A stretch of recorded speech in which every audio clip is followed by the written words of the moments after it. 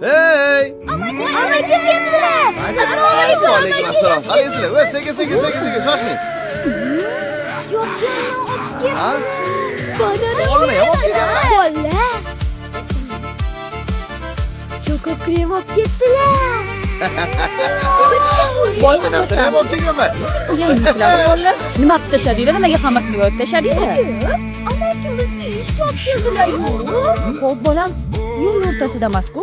Yig'ishtirib ichkari borib kiringlar. Ama Bola qaniylar? Hey, talashmanglar. Ro'yinlarimizdan o'ylaysizlar. Siz bolalarimizga beryapsiz, Xudo sizga bersin. Ha, endi jiyanlarimga olib kelmasam, kimga olib kelaman?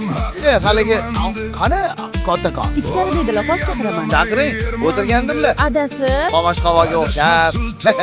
Aka, o'zingiz yaxshimisiz? Uka bo'lib doim oldimga bozorga qilib ko'rgan kelasan. Men aka bo'lib uyingga bozorga qilib ko'rgani bordimmi? Yo'q.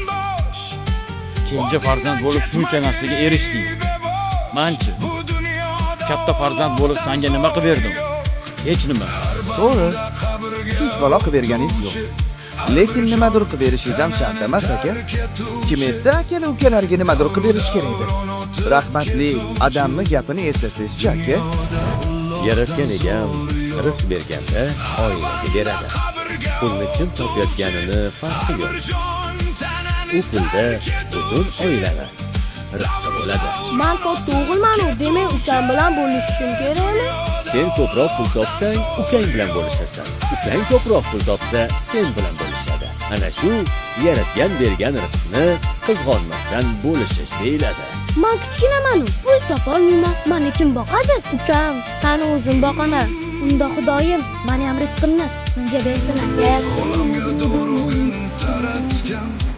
Mani rizqimni sizga emas.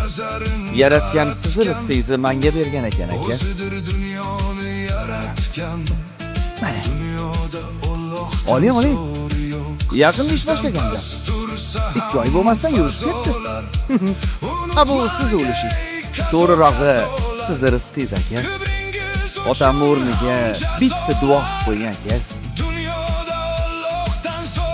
Rizqing butun bo'lsin. Rizqimiz butun bo'lsin. Topganlarimiz to'ylarga buyursin. Ertangizga Amin. Alloh. Boshingga kelsa kulfat, akang ukang bo'larkan eng ulfat qadri baland, mehribon akam.